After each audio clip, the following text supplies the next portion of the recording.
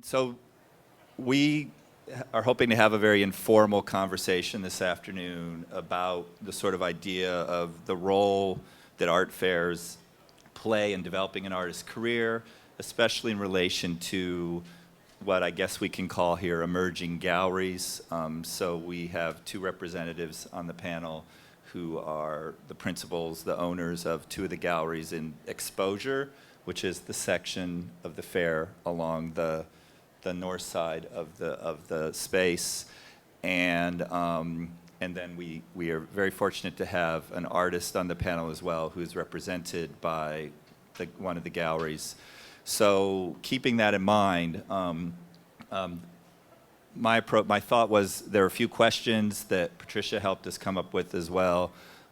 I have a couple things I want to say, but the first thing I want to do is never assume. I want to make sure that I introduce the panel, and then I'm going to introduce myself, and then ask each of the panelists to do their full introduction and sort of tell a bit about their story. So, starting on my far left is Amel Bourouina, who is the owner of Bourouina Gallery based in Berlin. And to my immediate left is Zenita Komad, who is an artist who lives and works in Vienna, who is represented by Amel's gallery and does have work here of hers at the fair. And then to my right is Charles Kitchings, who is co-owner, I guess, principal co-owner of Correct. AMBACH and Rice, which is a great gallery that has recently relocated to Los Angeles, where I still spend about a third of my life. I know Charlie's gallery much better, of course, but I do know that Amel's gallery, I know of it and know what she's been up to. So I'm very honored to be amongst the three people that we have here today. So with that in mind, I wanted to introduce myself first and get that out of the way, and then I'm going to ask each of the panelists to do a more full introduction. So I'm Terry Myers. I'm a critic. I started writing, let me back up. Make the Chicago connection first. So the one thing I share with Bruce Nauman is I'm from Fort Wayne, Indiana. After college, I moved to New York and started writing criticism in 1988. In the mid-90s, I started teaching at Pratt in New York.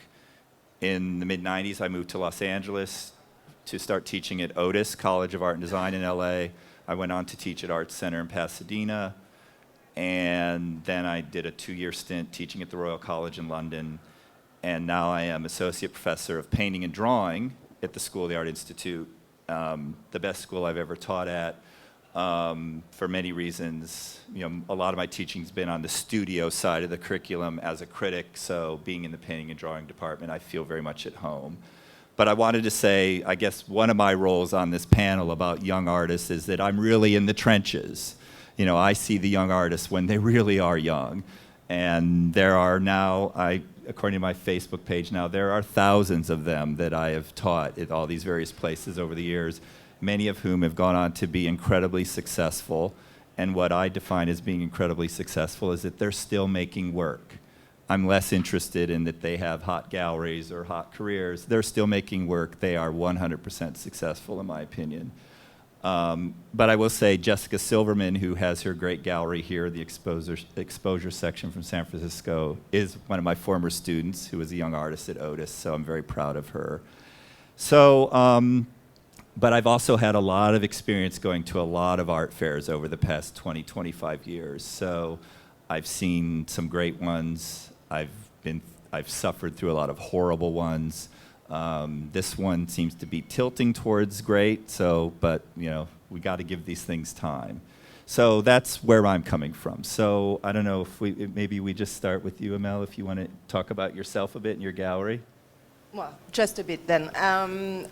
Like you will hear with my accent, I'm French, even if I have a gallery in Berlin. I opened it in May 2008, which was the best time, 2-3 months before the big crash. Well, it was the best time because if you go through that, you're fine. I'm fine. And the first part of my professional life was in France, and I was working for the Pompidou. Center. I suppose some of you know this great museum. But I was in the film part. I was at the time producing film on art. And I continued it when I arrived 12 years ago in Berlin to produce film on art. And there was a moment I was like fed up. I had to find another way to support artists that I was really believing it, because the film I was producing on were about living artists and very often emerging artists. And I've had the feeling that it was always more impossible to produce film, to find the money from the TVs to make something about new art. I mean, if you have another idea of a film on Picasso or Degas, you find the money. Even for Bruce Nauman, it was a problem, so it's saying how hard it was. So when you want to make something about French or Austrian artists, less than 30, like just forget it. And I wanted just to find another way to support the art I was really believing in. And I said, well, let's go for a gallery. Anyway, in Berlin, it's the only thing you can do. You have gallerists and artists. No one who buys, but we like it anyway. That was my presentation. I loved it. That was great. Thank you. Zenita? I would say I'm a conceptual painter. Most of my works are connective devices.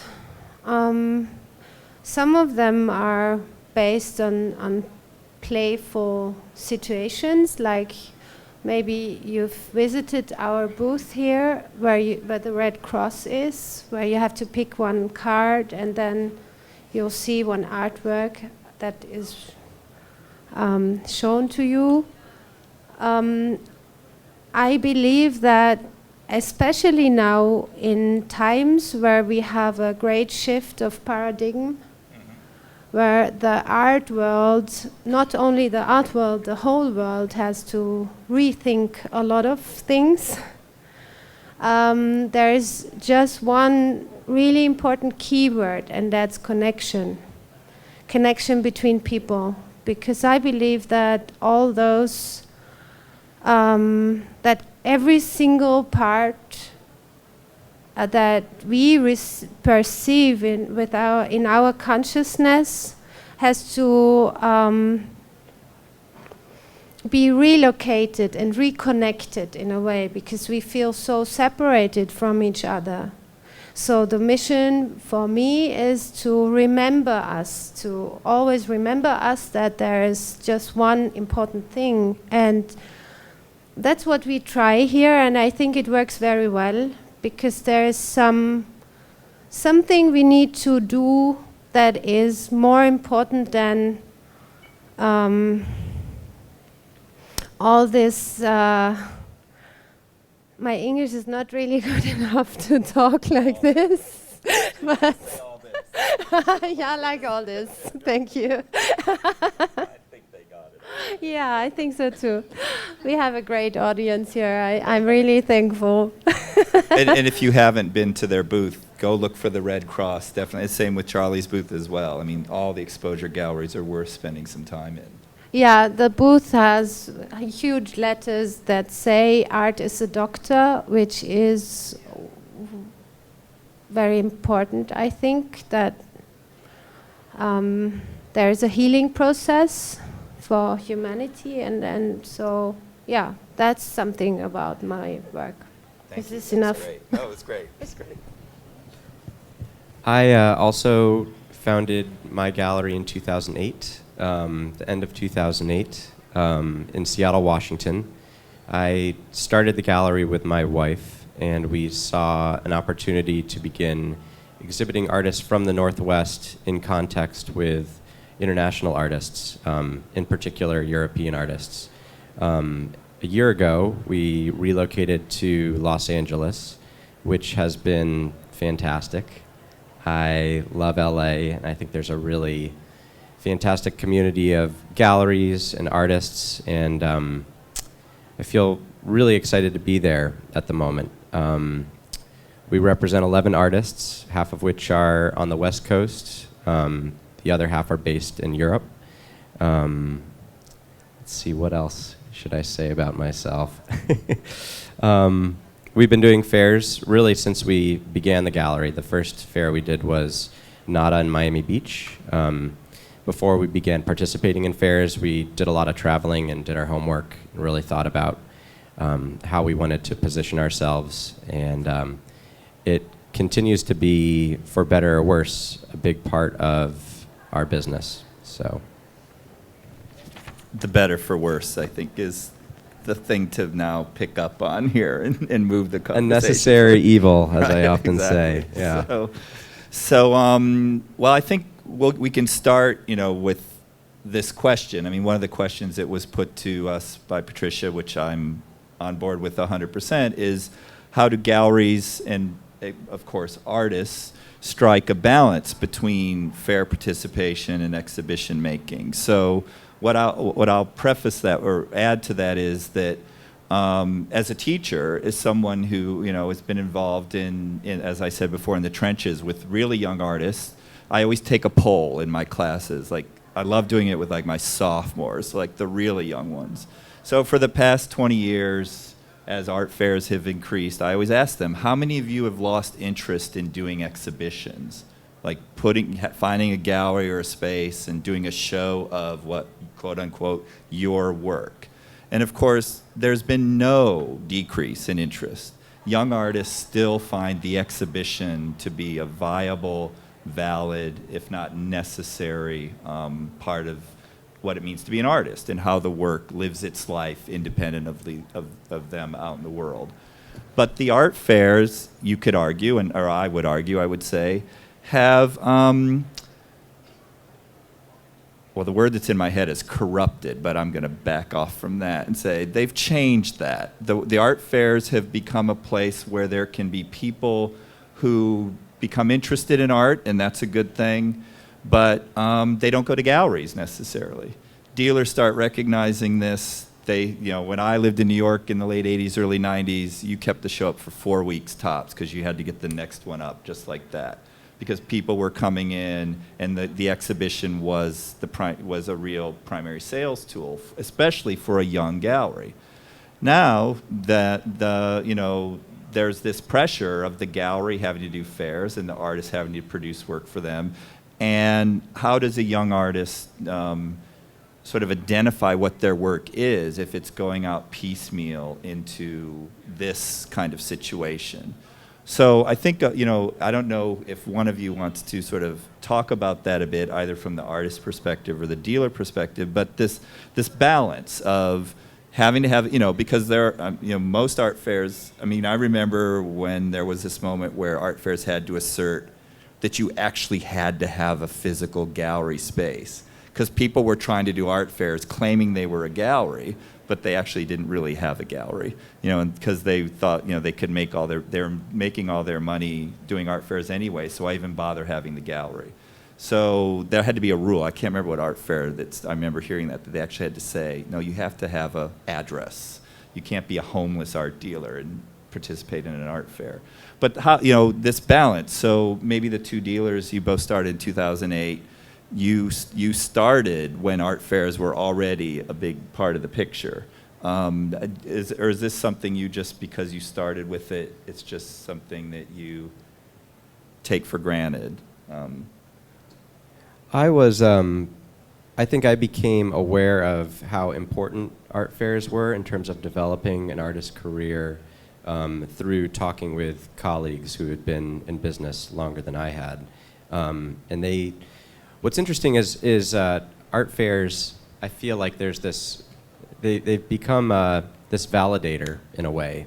And it's so fascinating because often when I'm working at an art fair and I talk to my colleagues, we end up talking about other art fairs, what art fairs we're applying to, our experience at past fairs, which I think is a little bit depressing because I think we should be talking about the art. But again, it's a bit like high school in a way because one year you get into this great fair, and then the next year you don't, and people ask, well, why aren't you in this fair? You know, what happened? So it adds a tremendous amount of pressure, and I do think that it takes away from some of the focus in the gallery. I really began the gallery because I love working with artists, and for me, my favorite time is, you know, installing a show and getting to spend that time one-on-one with the artist, and even, you know, the months prior to that, just having an ongoing dialogue about what it's going to be. And certainly, you're not able to do that quite as much in the art fair context. I absolutely agree. Well, it's maybe a little different in Berlin because, as I say, it's not really a good place to sell.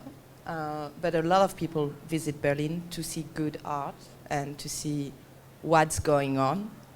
And the thing is that there is no pressure on Berlin for the rents, and most of my colleagues and I do. So have very beautiful spaces.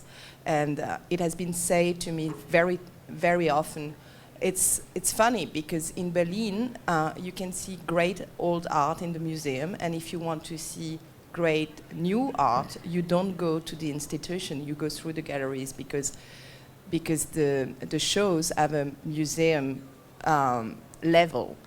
And well, I agree because I use, I mean, of course I have to go to fairs, but I think my first duty is also to see what's going on in my city, and I used to go every 4 weeks for 1-2 days, only that, through the other galleries, and I really enjoyed the great show I've seen.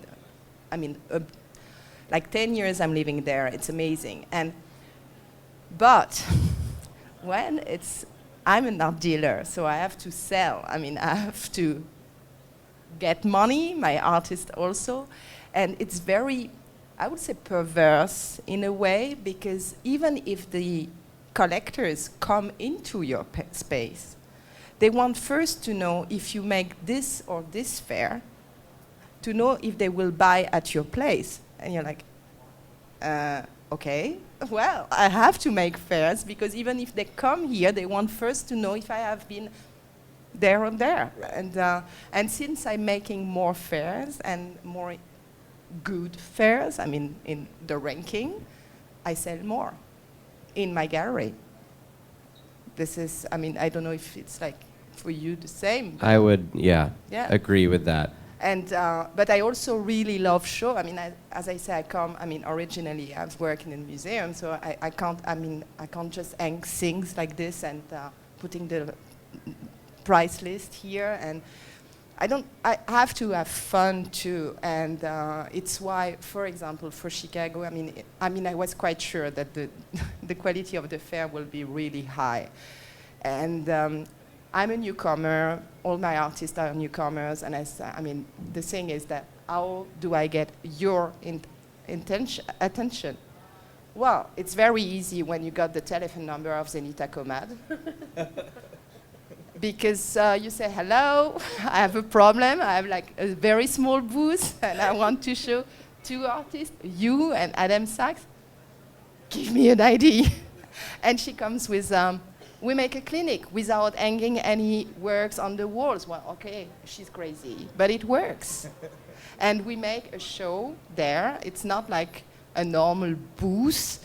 I have fun, she has fun, everybody is visiting us have fun, and I sell, so great. And I'm making like a certain like aesthetic or artistic contribution with making a show, a performance in a fair. So we use the fair to make like a small installation that I could make also in a gallery.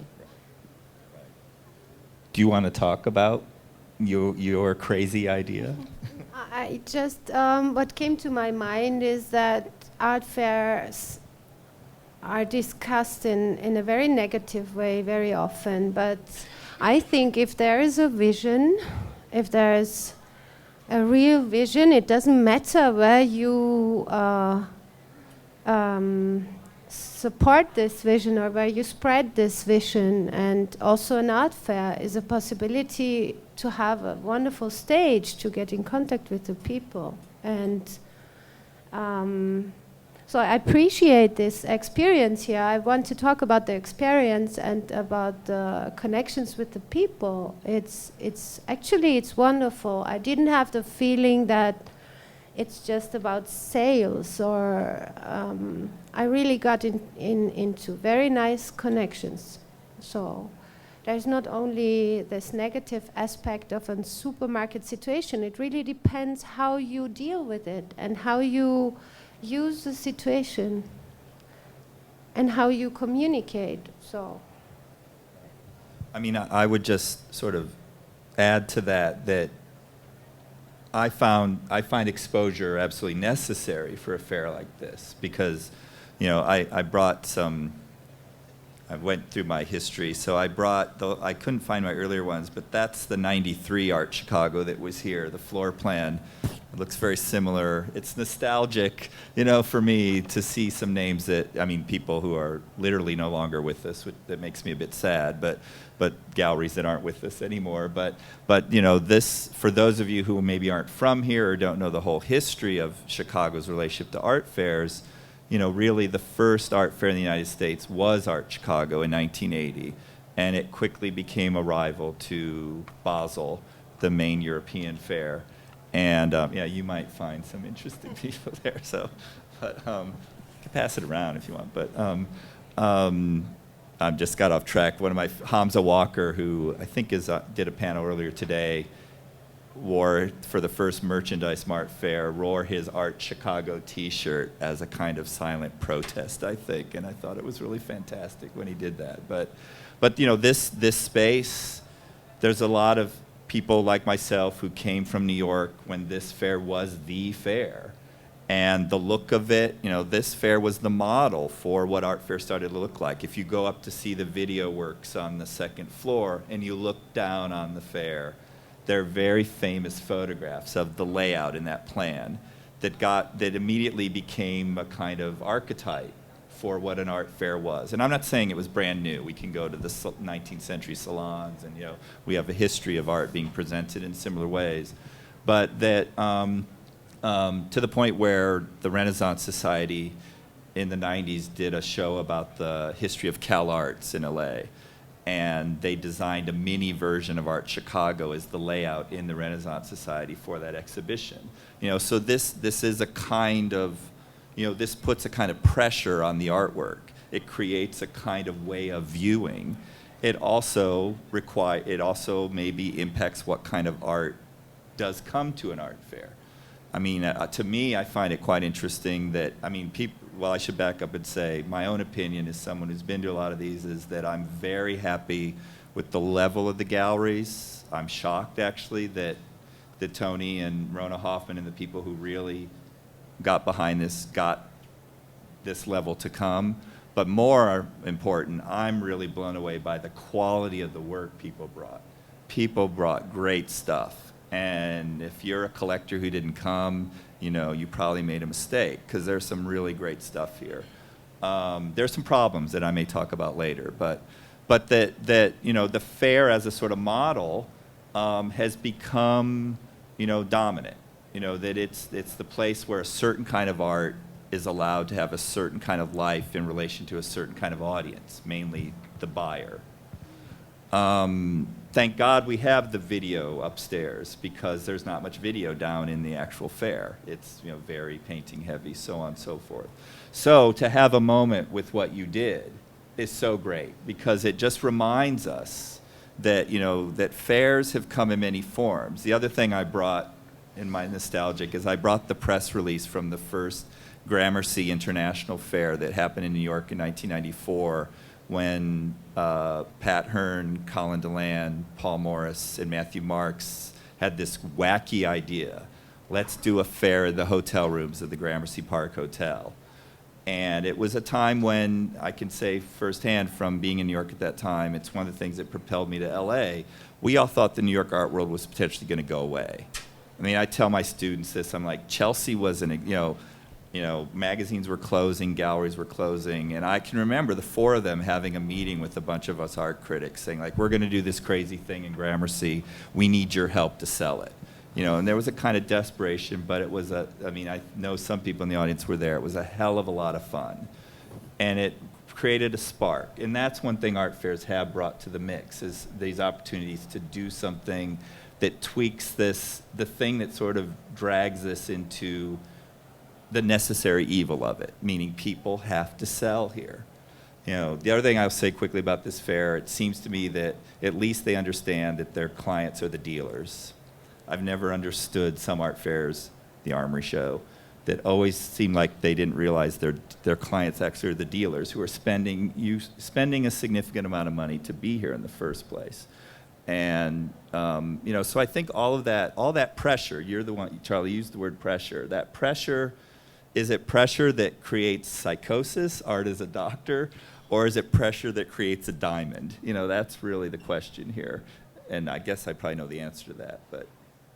I want to go back just a little bit to your story about meeting with Paul Morris and Colin DeLand and Matthew Marks. I think that's a really fascinating moment in history, because right now I feel as if we're sort of reaching a tipping point with art fairs, and I think there is an oversaturation at the moment, and the big joke in the gallery is that every week we get invited to apply for another art fair, and I often talk to collectors who have sort of art fair fatigue. You see people who are traveling around the world visiting art fairs, and you just kind of wonder, you know, when are they going to say, you know what, I'm tired of this format, or I'm tired of this model.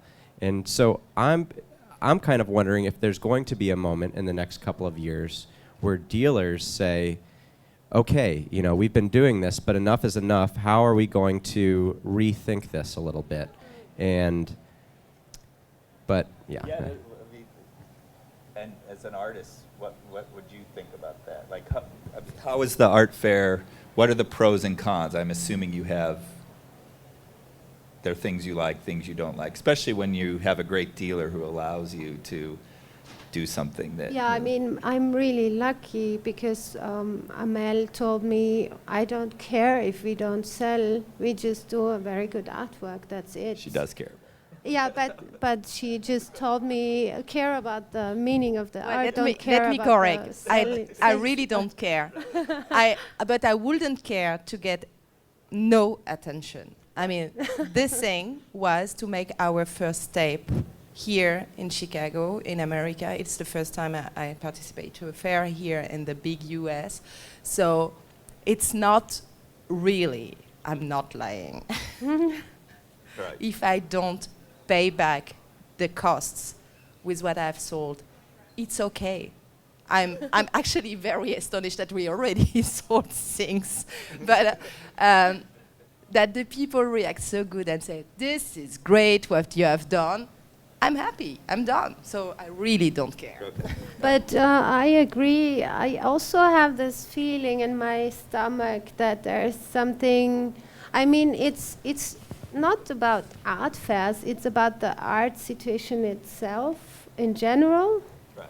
That we are in such a, especially because we are in between the process, we can't really tell what is happening to us right now.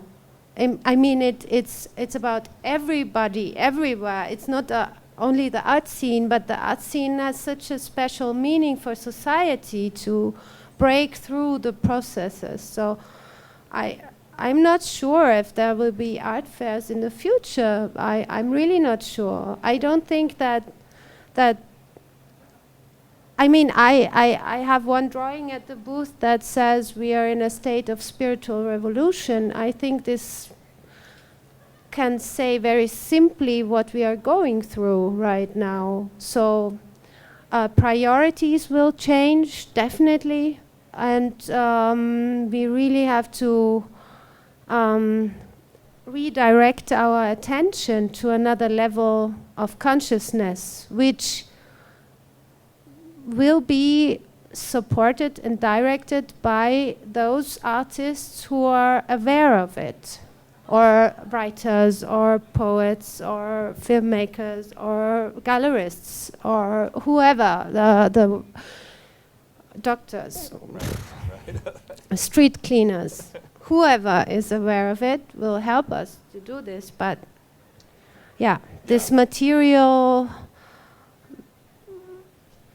I don't have the vocabulary to talk to you. I'm sorry. No, but I don't want to get off track, but I really appreciate what you're saying, because for me, this snarky, cynical art critic I often am, and I had an epiphany at Documenta this summer. I mean, that show totally changed my framework. And yes, I did complain in the piece I wrote about a few things, but I think Carolyn was up to trying to do something very similar. I don't want to get sidetracked, but that I thought, that the fact that could happen to be at a Documenta, where it's the fourth one I'd been to, and it's all the other times I just was full snark mode, that I think it wasn't so much about the show specifically, but the environment you're describing in general. And for someone who, I got started very young. I was very fortunate. I've been doing it now 25 years. I've been around a lot. I've watched my students. They don't believe me when I say, I remember when art form almost went back to being stapled rather than perfect bound. That there's no guarantee this continues. It could all go away. Artists won't go away and art won't go away, but the whole sort of situation, there's no guarantee. It's not a given. So we have to keep this idea of, that it's that, and to use the word spiritual, I think is totally appropriate, absolutely appropriate. Even if you're the most non-spiritual artist in your work, that with the way you're using spiritual in terms of the bigger idea of what art can be, makes perfect sense. So what being a human being can be. Yeah. I mean, we're completely turned around, turned to the opposite side. We are deconnected, and this is something that can't continue like this. right. And I think if a gallerist, I thought while I was walking through the booths, I really thought a gallerist is really given a gift if he represents an artist that really has something to say for society, to really change something, because then it makes you talk, it makes you smile, it makes you have this power to just involve everybody with what's the word? With some hope. Right. If That word. not, it could be quite tiring to stand there all day. So I'm really happy that there are some gallerists that have wonderful art pieces, and you see this certain light in their eyes. Wow. One of the things I noticed before we were participating in fairs and when we were visiting fairs, I really enjoyed visiting galleries and inquiring about work to see how they would pitch it, how they would frame it. And I think there's two different pitches. One is a sort of summarized CV. It's a sort of career highlights, what collections they're in, what museums they're in, what shows are coming up.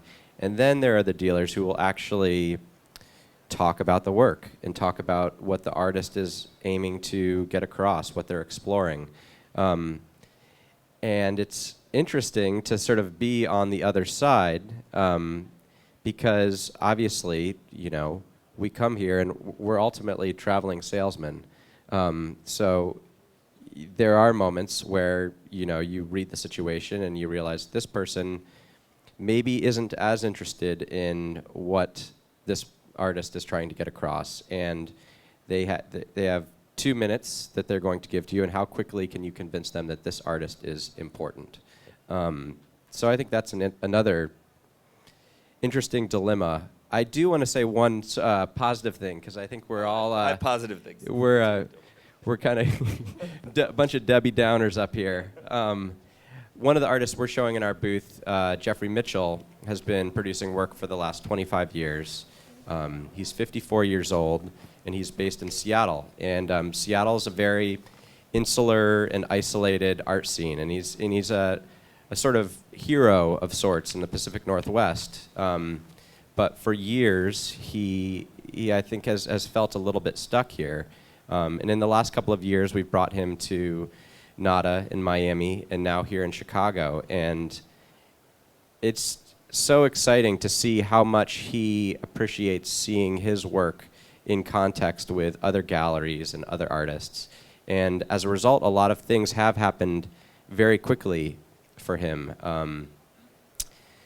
So that, I think, is it's funny. When it goes well, you think, oh my gosh, I can't wait to do another. It's like a lottery scratch-off ticket, you know? You're like, yeah, give me another. It's like snacking or something. When it goes poorly, you're just like, oh my gosh, I never want to do another art fair. This is horrible. So that is one positive thing. You're right. There is something I would add to this poorly or great. It's you have a lot of art fairs and you have a lot of art fairs teams. And I have to say, and I hope it's the same for all my colleagues here, that we are extremely good treated here. I mean, the team of this fair is such amazing. And there is fairs I've done, I don't want to make them anymore because I am a young gallery who just pay so little price for a small booth. So I never see anyone from the team. They don't care. Yep. And they do care here. So it's, even if the lottery ticket is not the winning one this time, I will definitely apply for the next one because it's so good to have the feeling that you're very important even with your small exposure booth. And this is also what they have done. Their work is really amazing. And I was speaking with a colleague yesterday, and he was telling me, well, even let's give them a chance 3 years. Yeah. Well, Jerry Salt said that at the opening talk, and I was with him. I agree. Yeah. So, and I would just, I guess now is when I can weigh in on this a bit, you know, having dealt with the people who did the Merchandise Mart several years ago, they were all in Miami, and on occasion I have helped lead a group of the donors from the School of the Art Institute down around Miami Basel, you know, because for better, for worse, you know, about 80% of those dealers I know very well. You know, I can grease the wheels a bit for people, and I enjoy it, even though I hate it at the same time. But so the people from the Merchandise Mart found out we were all down there, and I was with a couple of my artist colleagues, and they took us to this wild, outrageously expensive dinner to pick our brains about, we're going to start it up again. And all of us, they were like, we need, what advice would you give us? And all of us said, don't do it.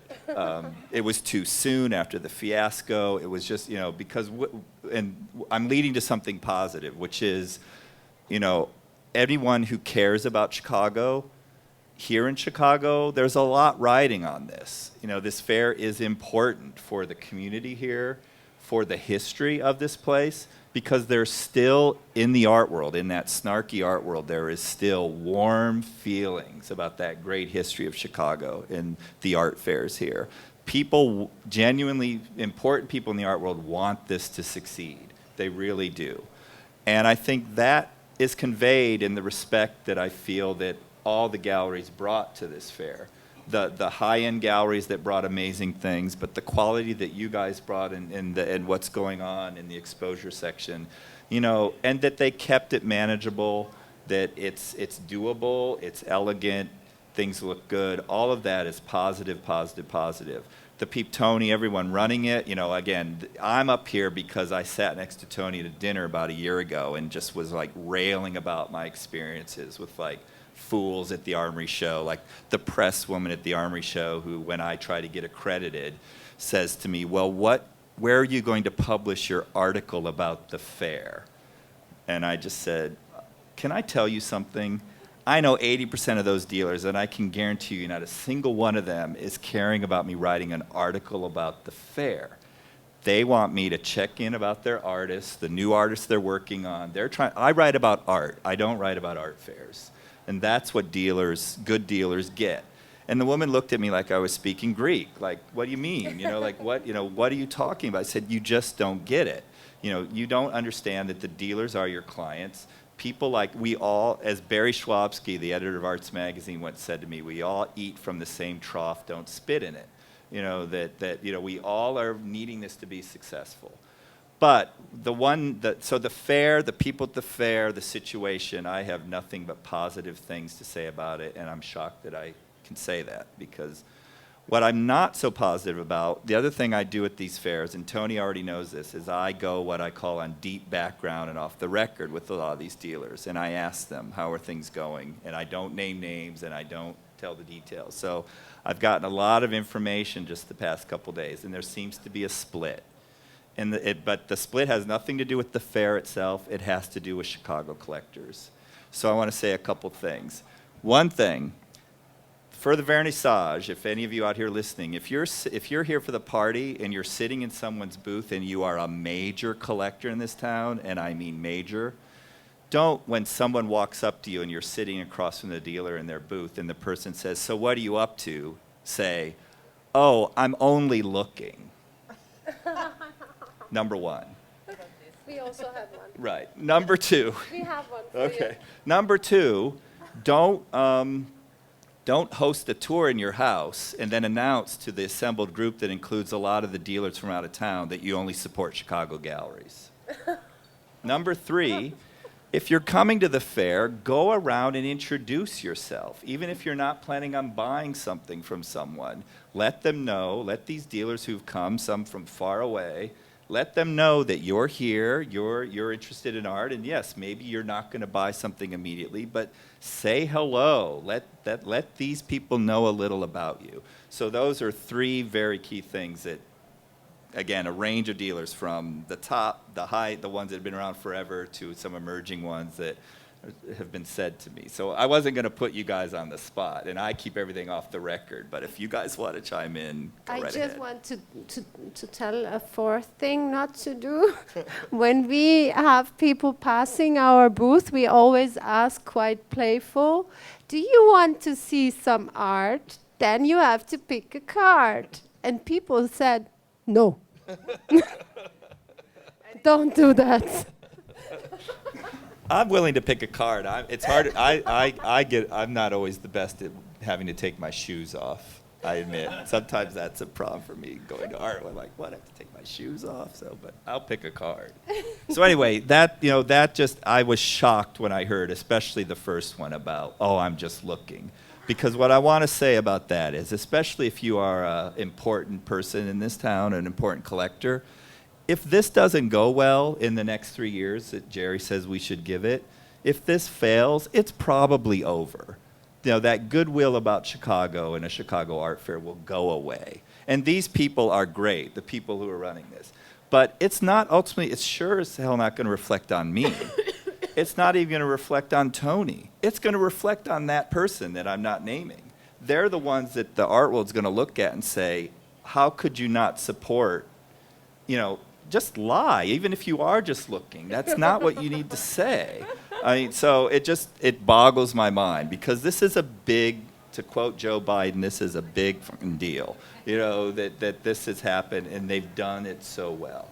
So, all right, enough of that. So maybe we could go to questions soon, but I also just want to ask about the idea of it, this approach to a fair being, that the fair is this idea of the established galleries, and then the criteria for exposure is the gallery has to be 5 years or less in existence, right? So this is that kind of fair, as opposed to like the Gramercy. And I wanted to read, the last line of the press release that was sent to all of us in '94.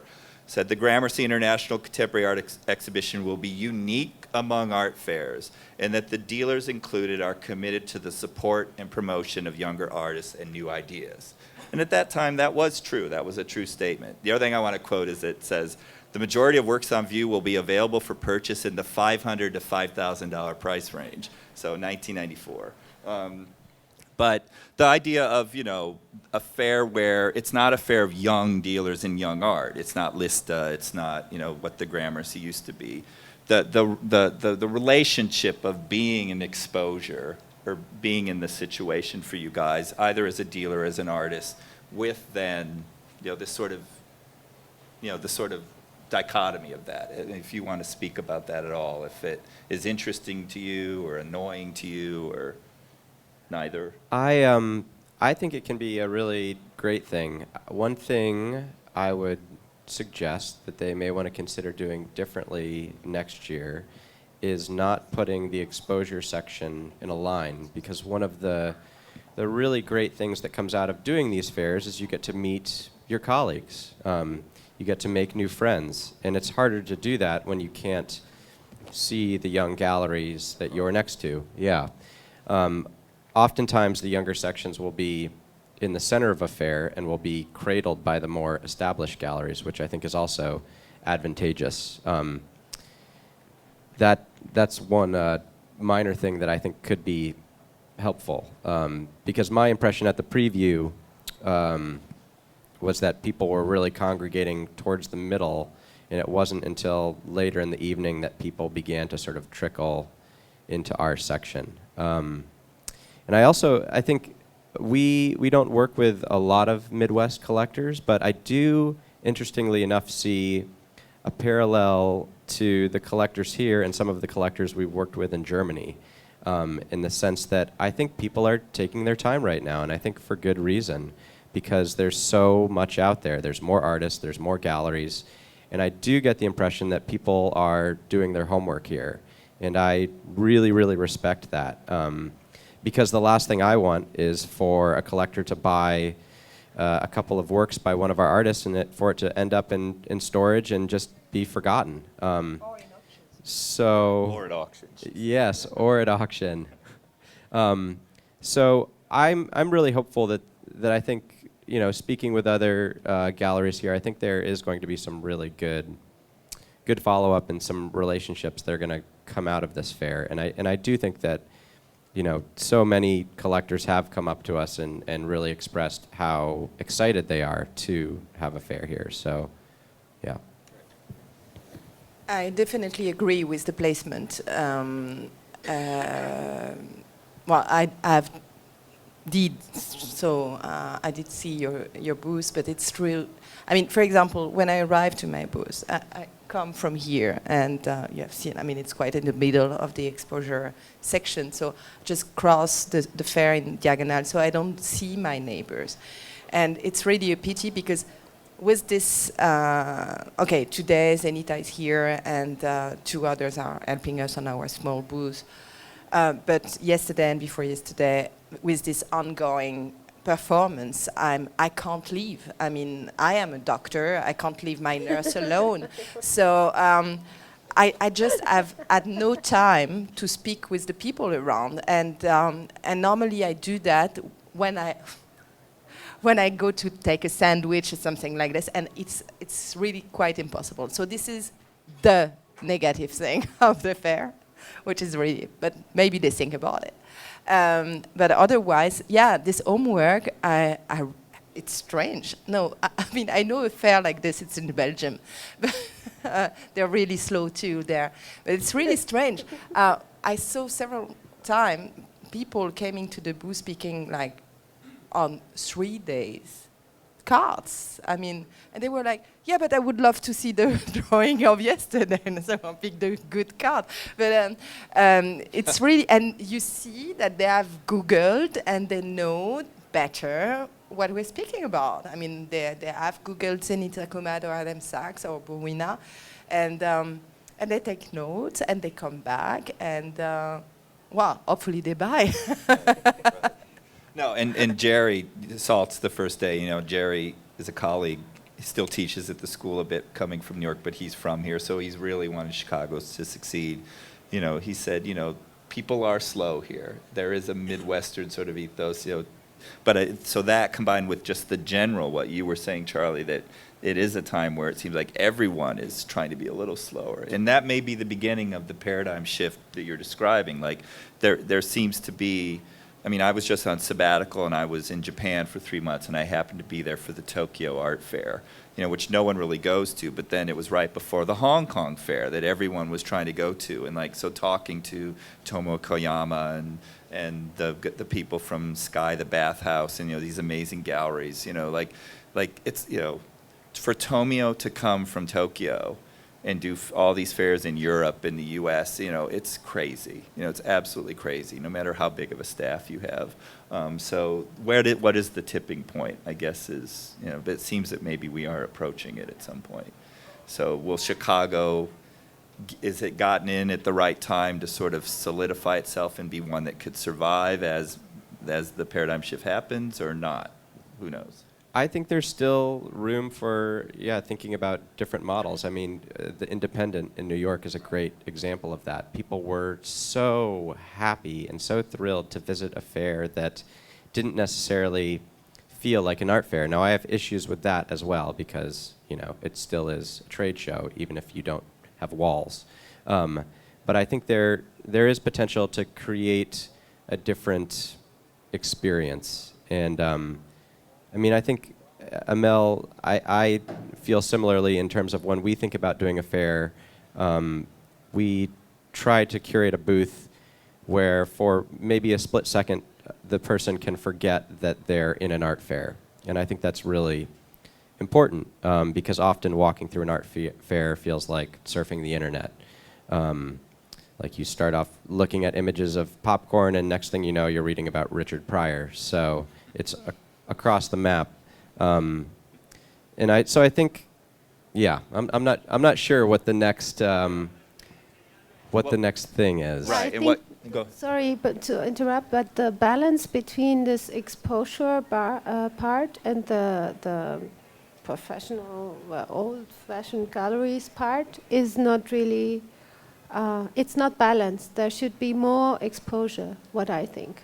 There should be more installation and there should be more possibilities to have booths just for conceptual, installative, really demanding works of art that I think this makes a big difference.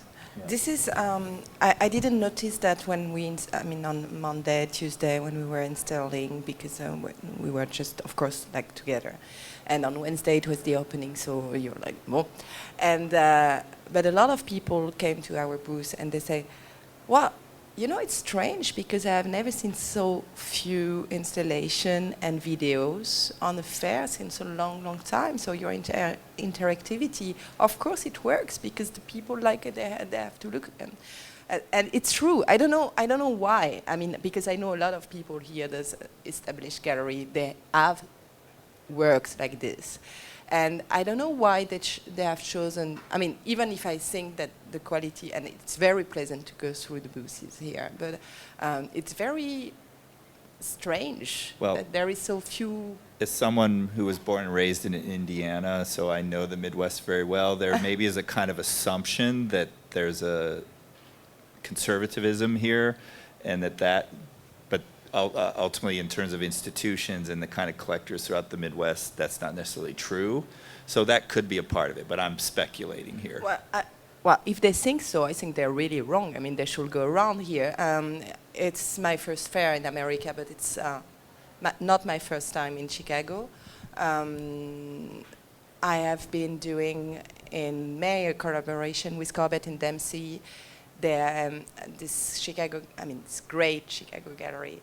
And in 2009, they presented a show in their place called The Big Use with, I don't know, a lot, I think 15 young artists from Chicago. And they explained me, we met in Berlin 2 years ago, and then I visit them here, and they explained the Big Use thing, and I really loved it, especially because a lot of those artists, they were not in their program, and they have been not in their program afterwards. It's just because they are interested, and Corbett is a professor at the Art Institute. So it was just like, let's see what's going on, let's show what's going on in the city, and I really loved it. And I met one or two of the participants of this show, and I don't know, I was maybe after the third beer, I said, let's make it. What? The Big Use 2 in Berlin. Okay, and we have done it, and it was, and we have seen things there. I mean, it was such fun for me in January, except the weather. I was here through all this atelier of all the great artists we have shown in Berlin, and well, maybe the people are conservative, but the artists absolutely not. And I used to go, and I hope tomorrow I will be finished enough early to go to the Danvaux exhibition at the Renaissance Society, and it's a place I really love. I mean, it's the fourth time, I don't know, that I am in Chicago, and I always pay a visit to this great, great institution. And I've looked through the catalogs, and it's amazing. It's really amazing. So it's not just about paintings framed in, I mean, no. I mean, Right. it's also why I wanted to make this fair. I mean, it's not like, you know, I could have applied for a lot of other fairs in America, but Chicago was, it's really because I love Chicago too, and I see that there is an art scene here which is really important, and it must come from something. It's just Right. like this. No, yeah. If you're not from here, the thing that is completely not, there's no evidence of it at this fair at all, is this completely vibrant scene of what we call apartment galleries and young artists and people doing things very DIY, but highly sophisticated. I mean, because of schools like the one I teach at. You know, there's, and again, going back to Tony, when he first was talking to me about this, I said, you know, what Chicago has that could be highlighted that even New York and LA don't have in the same way is a kind of brain trust of, you know, someone like myself or Lane Relia or Hamza Walker at the Ren, you know, and then the artists. You know, Chicago is a town that's, I always, in the 90s, I used to compare Chicago to San Francisco, that Chicago was all practice and really good about practice. Serious artists, serious work, had it down. And scene was always screwed up. They could never get scene figured out. But I'd rather have that than what I always saw San Francisco having, which was the exact opposite. They really do scene well in San Francisco. They are the masters of scene making. But practice was always like wonky or screwed up, or, oh my God, Nayland Blake's gonna leave and go to New York. And I mean, it made the front page of the New York Times in the 90s when he left San Francisco, the trauma of it. So Chicago has that history, but there's really no evidence of it here. But I think maybe, I don't know if there are questions or comments, but I think now would be the time to maybe, if there is something, and we can hand the mic to you, or I'm happy to repeat a question if there is a question.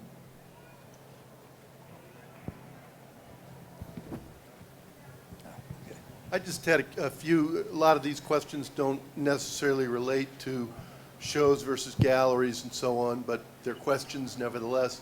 The first one for you, did you ever work with Mr. Hardgrave in Seattle?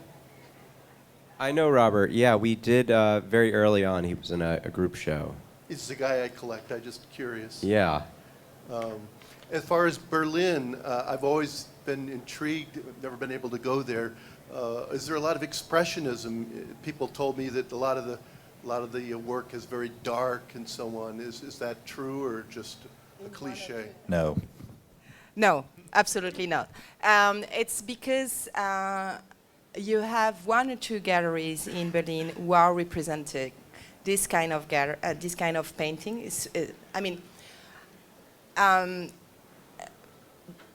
Germany is one country in Europe where painting has been always important.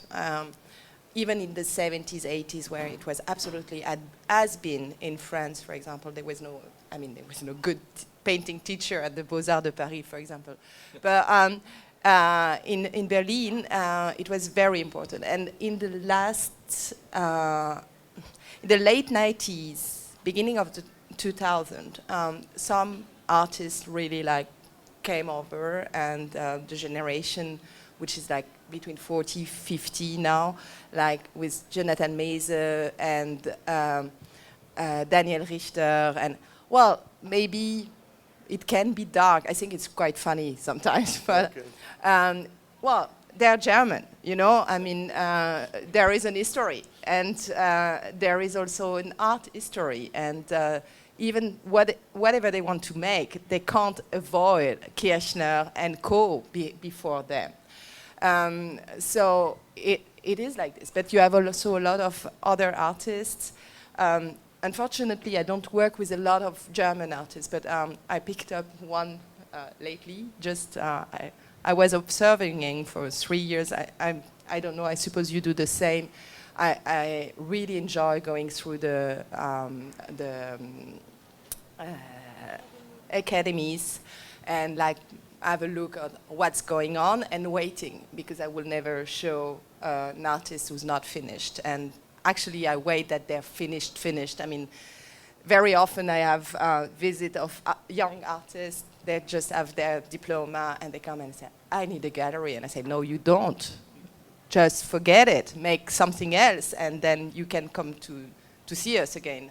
But there is one, I look at him, and he's very much into the conceptual art. And he was the teacher of Gregor Schneider, who's also very conceptual. So there is another part in German art which is absolutely not expressionist, and which, I mean, you have everything in Germany. I mean, really everything. But it's true that, especially in America, I think in America, what is known as German art today, this generation, a little over Zenita, is like those artists from Contemporary Fine Art Gallery, I would say, and some others who are also like very much in this, but it's also like the taste of their galleries, and their art dealers are really good, and they made it. So I'm just going to add it. I thought it's fantastic that you are here representing Berlin, because Berlin is such a polyglot of, I mean, I have so many former students, a lot from LA who were there, Dean Samashima, you know, like people who have established careers. It's truly a young international art scene that really anything goes, and that's what really makes it. Everything is possible. I mean, and everything is speaking. Everybody is speaking with everybody, and it's really like an enormous maelstrom where everybody comes. Some people stay. Some people stay for 2 years and practice and go away, and some. I mean, I know some American guys or girls, and they're like for 10 years there and or more. What I wanted to add also to your question is there is also something else known here in America. It's the famous, not existing actually, Leipziger Schule, Leipzig School, and with Neo Rausch and this kind of very illustrative painting. But this is also something, it has been a wave. I don't say it's good or not, it's not the problem, but it's overrepresented internationally in comparison with all what Germany produces, and Germany is not actually German because of this especially Berlin, but you have also Düsseldorf and Frankfurt, because the people, I mean, we have a lot of international famous artists living in Berlin, because it's not just because the rents are low. I mean, first of all, they're not low anymore, but it's really much because, for example, I come from Paris, which is a very, very snobby city. I love it, but it's snob. You can't go, I mean, if you're like a student in an art school, you don't go to the Fouquet's or whatever. In Berlin, everything is possible, you know? I mean, you see the most important collector in a bar where you think maybe the ceiling is falling on our head in 2 minutes. In Kreuzberg, which is really like a not chic district, and the contrary, you can see in a very chic restaurant, like 3 guys from the art school brought by their professor saying, well, I'm having a dinner with my collector, just come, you will know him. And nobody cares. It's absolutely normal. And this is why it's so creative, because there is no barrier. It's just like everybody meets everybody. Of course, you have people who are not like this, but much more than anywhere else, I would say. I don't know, Los Angeles, I mean, it's my first tape. I mean, I actually think there's quite a few parallels between Berlin and LA, because certainly I'm sure there's more collectors in LA than there are in Berlin, but there's still far fewer collectors in LA than there are in New York. And I think it really is an artist's city at the moment, and I think it's the artists that are really putting Los Angeles on the map. And there's, for lack of a better term, there's a sort of Wild West mentality, and I love being in a place that has for so long been seen as number two or the underdog. And I think because of that, there's a certain camaraderie amongst the artists and the dealers. And I mean, when I first moved there, before we opened our first show, John Baldessari walked in, and I just thought, oh my gosh, this is amazing. I was starstruck. It was like my first LA celebrity. So yeah, it's an exciting place to be, and I feel really fortunate in that I can meet with more established colleagues and ask for their advice. I mean, right when I moved there, I asked Michael Darling to introduce me to Jeff Poe, and I went over to Blum and Poe, and I kissed the ring. And keep in mind that Jeff and Tim started in a closet-sized gallery. Absolutely, and yeah. Jeff used to be Kim Light's director, so everyone has a history. Everyone starts somewhere, and Jeff really took the time to tell me about his history, and he gave me some great advice. So yeah, I'm really loving LA right now. But I will also say that I think Chicago may be the friendliest city in the U.S. So you may have a harsh awakening when you do a fair in New York. We'll see. No, well, I'll just quickly add to that. When I moved from New York to L.A., I had a singular moment that defined it, and this relates to we got the email last week, as we thought, given that SAIC is sponsoring all this, that the email came out that staff, faculty, and students could all come to the fair free with their ID. They figured that out. So I said, this is about, you need to go because there's great stuff to look at, but this is like what happens in LA. They need your bodies there. Like you have a role to play as well here in this town, and that's what links up Chicago to Berlin and LA that makes it still not like New York. And what I mean by that is when I left New York, when I taught at Pratt, I taught graduate students, we were all the same age. I started teaching, I was basically their age. The first thing I said as a teacher to a room full of MFA candidates at Pratt was, we're all in this together. And we just went to galleries every Friday in Soho. So I would see them at openings, and they'd circle around and kind of wave, because there was this real sense of separation. You're a master's student at Pratt, big deal. You're not in this. So I moved to LA in '94, and I'm standing in Christopher Grimes' gallery at an opening, talking to Paul Schimmel, who I had done projects with. I've known him along. He's been a mentor to me, the former chief curator at MoCA. And one of my sophomores from Otis literally stepped in between us and started whining about a grade I gave him. And I thought, well, welcome to LA.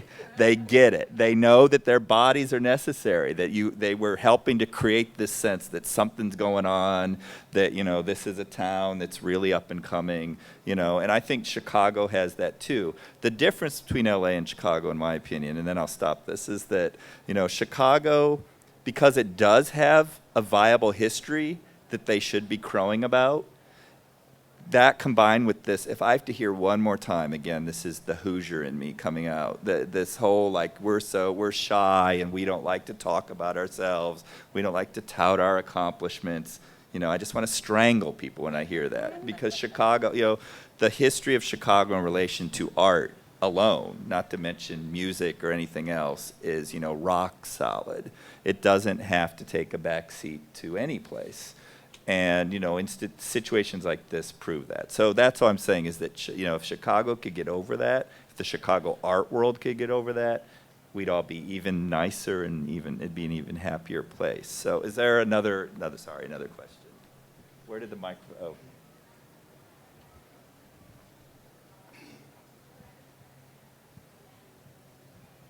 Hi, Jerome Schmidhuber. I'm alumni from Art Institute 74. This is two questions. One has to do with translation. Art fair, when I did art fairs as a painter, there weren't any galleries. It was just the artist. But now you want to call it an art fair when it's a gallery, but you don't want to call it an expo. Okay. So I'm trying to, and trade show, I'm trying to figure out, well, really, what's the defining differences in how they're presented? And then you brought up, when you said, and it would help with your students, well, when I wanted to give that one a gallery show, but I sent them back to how many works? Well, you can go from the school, how many works would you consider a student should have, BFA, MFA, depends how productive, whether they're a Picasso machine, or how many works as a gallery owner would you want to see an artist before you entertain the idea of including them in your space? I don't think I could quantify it as a number. I think what Amel was getting at a bit more is that it's about developing a relationship and a familiarity with the artist's work and their practice. And I don't think that students should leave art school feeling like, aha, I've got it, I know what I'm going to make. I think it's really important for artists who are even in their mid-career stage to continue pushing themselves. And I think that that's what differentiates, in my mind, real artists from careerist artists who are thinking more along the lines of what kind of product can I make, what sort of brand can I create that will be recognizable, that I can, make on and on and on. Just because you said it's about the relationship, what I experience, and I'm really blessed that and lucky that I'm working with gallerists who really become my family, my friends, and also my collectors. It's not about buying an art piece. First of all, they jump into the gallery or wherever and they start a conversation. Maybe they buy a little drawing, but then everything starts to blossom in a way. And I also think that a really good collector helps you develop things. It's more an exchange of energies, and a good gallerist is supporting the universe you're creating together. So, as I say, I'm blessed to have these people around me and this experience. It's not at all about selling something. It's about creating a new sort of consciousness together and to involve other people into it. And selling something is some sort of a process. It's like the trash that happens while doing this process. So that's what I feel about it. It's something that you need to do, and that's really funny for all of us and really supporting us and helping us to continue. But that's not the reason we do this. What I will add also to this thing is, of course, I mean, what you say is absolutely true. And I just want to add something, is that a lot of young artists, I mean, I'm not 80 years old, but when I was studying, I know that my parents were very, very happy that I didn't come with the idea to be an artist, because there is no way to be an artist. What do you mean? Just make your exam and study and then we'll see. Now it's cool, even for parents. And a lot of artists, I mean, a lot of art students, they see it as a career. So you learn your job and then you produce, and your product has to be sold. This is not art. And it's what I want to say when I tell them, no, you don't have to come to the gallery immediately. Just experiment. You have been an art student, now you have to become an artist. If I think your work is interesting, I will come all the time, whenever you want, in the studio, and we discuss it. But because it's also very, it happens that you take an artist with you sing is really interesting. You make the opening, crowded. A lot of people speak about the show. After 5 weeks of show, you didn't sell one piece. The young artist is already checking in the internet who's the next gallerist I go to. I mean, not the young artist, the young ex-art student who think it's about it, about selling his art. Because it's absolutely normal to not, I mean, well, maybe Gagosian makes it with a young, well, he doesn't show young Larry artists for the started first by show. selling posters. It's not No, but I mean, it's very difficult to grab, to make the first exhibition of someone and sell everything. And I know it's very hard for an artist. It starts with the opening. He's here, naked, in front of 200 people, 350, I don't care. And he's naked there because his work, his heart, his body, his brain is there on the wall. It's very, and can happen that nobody likes it now, at the moment we show it, but it will come. And when an artist has a bit experience, some experience, he can handle it. And a young artist should make other things before just jumping in this shark aquarium, because it's really hard. I also remember when one of my first gallerists started to work with me. I was 23 or something, or 22, very, very young. And she asked me to bring some works from a residency I was at. And I was bringing the works, and she just asked me one question about them. And I was crying like a crocodile. Why are you asking me this? I can't answer this question. Whoa, drama. I couldn't sit here that easy if I hadn't experienced some quantity, let's say it like that, to reach a level of quality that gives me the silence that is important to talk to you. You know what I mean, right? Any other questions? Well, I'll just say quickly, you know, my approach to this as someone who has taught young artists for 20 plus years now is two things. One is I always say to them, especially in this, if you live in a city or you're going to set yourself up as an artist in a city that has a vibrant gallery scene, you need to spend at least a year going to every show at every gallery that is at all of interest to you. You should talk to the person who may be a former young student who's working at the front desk. You should be conversing about the shows that are happening each month. You should enter the dialogue of what the gallery is, because I worked for Larry Gagosian for several years, and even Larry wants to have a conversation about art. I mean, I know some of you may find that hard to believe, but if you really get him focused, he still wants to have a conversation about art. Sorry to bump in, but I really disagree. I really disagree because I mean, how to say this now?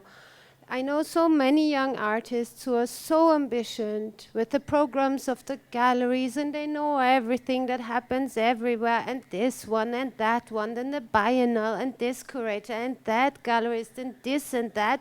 But that's not what an artist has to consider. Yeah, but maybe I misunderstood. No. I would agree with you about that. I'm talking about the conversation that matters, peer to peer.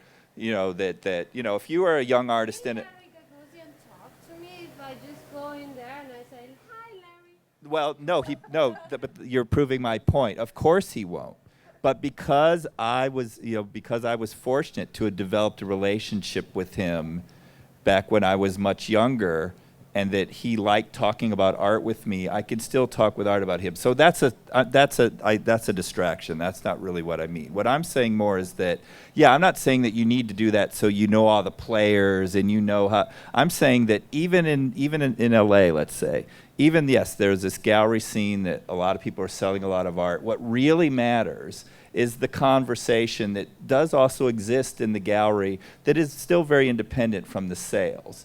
that there's the conversations from artist to artist, the conversation of the ideas in the work, all of that, you have to, and you don't get that in art school. The conversation that happens around those things in art school is a different conversation. You know, that conversation does occur even within the business side of art. That's what I'm saying. I would agree with you with what you're saying, that yeah, if it's just about ambition, it's never going to work. Or it may work for a short term. You know, like I can talk about I can spend an hour mentioning the names of artists that Saatchi bought up immediately and then completely it's gone. You know, there's a machine that runs through young artists like it's a wood chipper. Yeah, exactly. So I'm agreeing with you. But even in the places of commerce, you have to find that conversation about art that still exists. Right. That's what I'm saying. Sorry. It's about the doses, the dose. How do you say that? The amount of the balance. the balance. Right. The balance. Yes. Did we get there? Did we solve all the problems? Is there a question? There should be a microphone. She needs movement. I walked all over here. Okay. I really like that we are talking about young artists, and maybe that's just because I'm self-centered as a young artist. But you know, these are the things I'm concerned with. But I guess what I'm wondering is going back to I do believe that Chicago has a really vibrant, DIY young, young artists who are excited about making and producing. And I was wondering, how do we make that evident at a fair like this? And even, there have been times where I've been here and I feel like that because I'm a student and they know that I'm not going to buy anything, they kind of ignore my presence as an artist. Like where I'm like trying to take a picture of something and it's sold and I understand that, okay, I won't take a picture, but, where's the conversation? Like, why did you want to take a picture of that? Like, why can't we have that conversation instead of, no, next, you're not going to be a part of this? You haven't been on our booth, did you? Yes, I have. Well, did we snub you? Not you. But I mean, it's... No, but I know. I mean, I was never an art student. I was a student, and I was also a younger woman who was wearing jeans and sneakers going through the galleries in Berlin or in Paris or in London. And when I even entered the gallery and I said, hello, nobody answered. Computer was more important as my presence. And 15 years later, I have forgot to wear jeans, and I look older. Maybe they have a sense of my bank account. I don't know. They spring on me now. I mean, it's the way it is. But you have gallerists who are like this. I mean, of course, it's difficult on a fair to have connections, as Zenita said, because you have a lot of people. It's tiny spaces, and sometimes you have 2-3 chairs, maybe no chair. Well, we have a sofa, and but I know it's hard. I mean, actually, there is another thing I didn't say about the artist, but very often when an artist comes to my gallery or send me a mail and say, oh, hello, I love your program and I'd love to work with you. It's terrible to say. It's something the gallery, all my colleagues will never say, but please don't do that. We gallerists, we have a sort of sickness. We love to discover. We hate to be discovered by young artists. So it's why I say to the young artists, I don't know, I mean, this I don't know how it's working here in Chicago, but in Berlin, for example, you have a lot of off space, or artists put themselves together, they make one night exhibition in one bar or whatever, and this is place I really love to go to, because I will be like in a crowd and I will be able to look at everything, and if something interests me, I will speak to the people, or I will ask, hey, who's this guy? And undercover, you know? And because it's very terrible when you're, I've made it at the beginning, you know? Well, you learn through your failure. I met some artists, they were really, really nice, and they asked, you know, I was like, oh, sure, I'd love to see your work. Or I was saying to people, well, if you know an artist, you know, well, wrong. Because then you're in a studio and you don't like the work. It's terrible, you know, because or you lie, but if you say, I love it, why don't you make a show afterwards, you know? Or you don't lie, it's terrible. So it's why I don't know, I'm not the artist, you know, I'm at the opposite part, but try a way to make the people look at your art in a way, look at you without, you know, I'm not here and the artist here. You don't have to ask to be there, you know. I mean, actually, I'm here and the art, I mean, I think like this. I mean, for me, the art, so the producer of art is more high as the dealer. And so it's really important. I mean, I know a lot of young artists ask me, but how do I do? I don't know. I mean, but what I know is that I have a lot of contacts all around the planet, like curators or professors or friends or other older artists who are, bon, and they call me or when I have a dinner with them, they say, oh, you know, I've seen this guy, you should have a look.